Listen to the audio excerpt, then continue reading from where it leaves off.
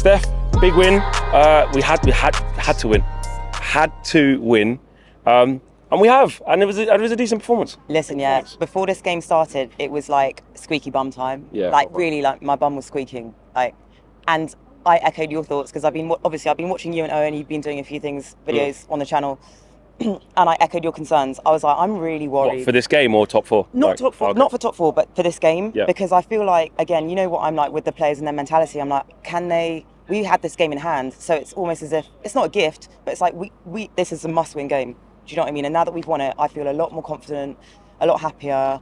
I think we're in a good place. I think the fans are in a good place. Well, fans are in a good place. Forget the Glazers a minute. The fans are in a good place right now after this match. And I think the players mentally, they're in a good space. Yeah, do you know what? I don't know how you felt, but when I got in quite late, but just the players walking out, I don't know if it's just because it's sunny, it's warm. It felt like it was quite loud. It was quite, people were like sort of a bit of expectancy to try and get them over the line. It's like the players did respond to that. And it wasn't perfect, but the players did respond to that. Who stood out for you? Honestly, I'm going to say, first and foremost, I think Anthony. I think the fan base will be split, but I did think that we had most of our attacks done all right in the first half. Okay, yes, he squandered like 2-3 chances. That's the thing, isn't it? I know, and I know he's active and he's involved.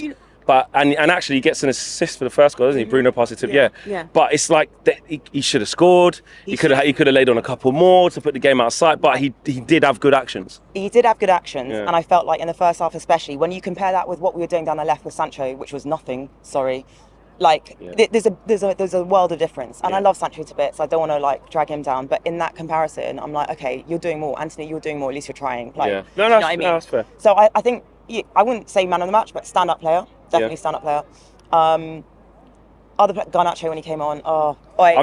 New deal. Yeah, new child. Yeah.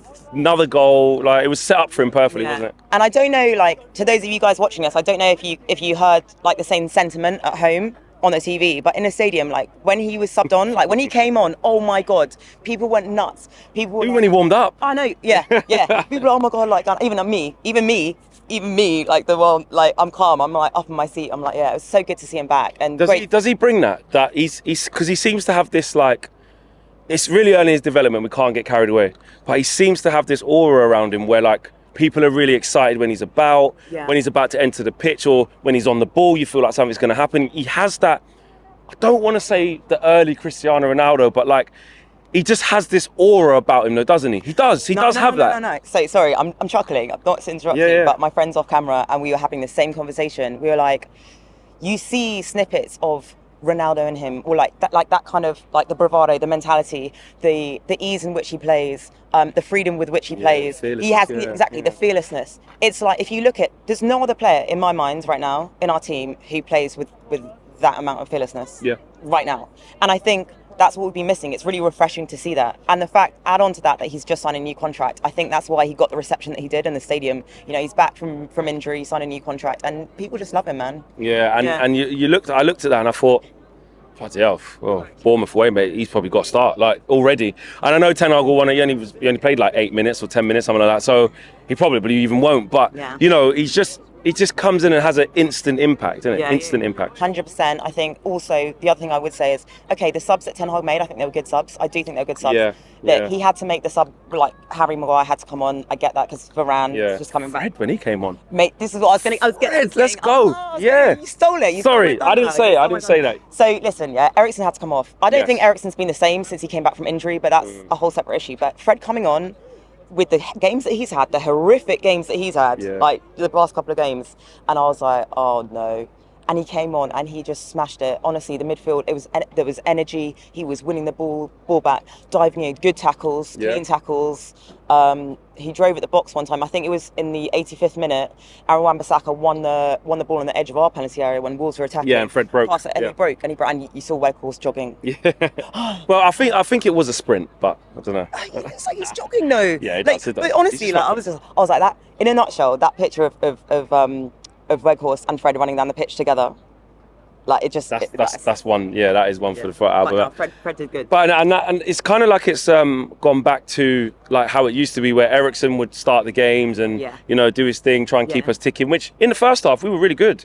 You know, again, the only criticism is not more goals. We're on top of them. You know, I don't think even Wolves even had a shot on target. I'm sure David De Gea certainly didn't make a save. Do you know what I mean? He didn't. He didn't make a save. That's another clean sheet in the bag for him, where actually he hasn't had to do anything. A couple of dodgy passes in the first half from him, but he didn't have to do a lot, did he? See you later, mate. But yeah, it's kind of gone back to Eriksen doing what he does. Not best, but doing what he does, and then Fred coming on to kind of raise the energy levels again. And I think that's the way it has to stay until the end of the season. And I'm not necessarily saying that because of the injuries that we have or whatever. Like, I just think it needs to stay that way. Like, don't fix what's not broken. Yeah, if it's not broke, don't fix it. If it's not broke, don't fix it. Yeah, we've got 3 games left. Roll on Bournemouth, Chelsea, Fulham. We've got this. Yeah, we got it. We got top 4. We got top 4. Oof. No, we got top 4. We got top 4. And listen, shout out. I'm wearing this shirt today, right? Because What, because Ollie? No, not because I thought you. No, I'm doing subliminals. Right. City are not winning a treble. We are the only team that won a treble, and that will stay that way. They're not going to do it. They're not going to do it. City ain't winning the treble.